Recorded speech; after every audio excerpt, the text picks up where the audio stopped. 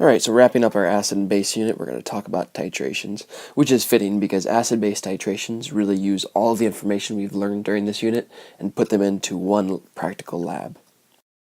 So you can take a bottle of vinegar or any other acidic liquid and determine the concentration of that acid by performing a titration. You could also take a basic liquid like a bottle of clean fluid from home, and you can determine what the pH or what the concentration of that is based upon a titration. You do this by using what's called a titrant. So a titrant is one that you know the concentration of, and if you have a mystery acid like a bottle of vinegar, your titrant would be a base then, and you would need to know the concentration of that base. You would slowly add the titrant to the mystery liquid like the vinegar until it reaches what's called the equivalence or the end point. At that point, you would be able to go back and do a calculation and figure out what the concentration of that mystery acid or base was. So the equivalence point would be the point when the concentration of H plus is equivalent to the concentration of OH minus. So that would be the point when the pH is equal to 7. However, not all titrations end at the equivalence point, which is why we call the end of titrations the end point.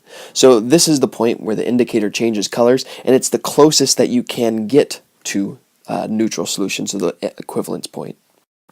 But for example, a weak acid with a strong base titration, when you get to the end point, pH will not equal 7. And we'll go through and we'll talk about how to determine where the equivalence point or end point will be.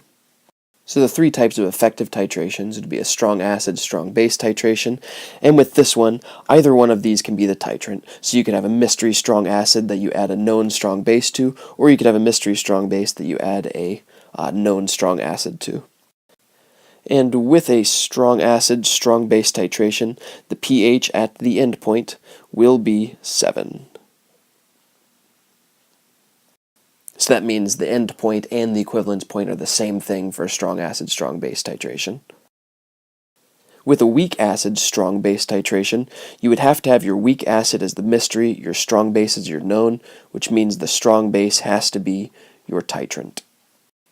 And at the end point, the pH will be greater than 7. This means the end point and the equivalence point are not the same thing.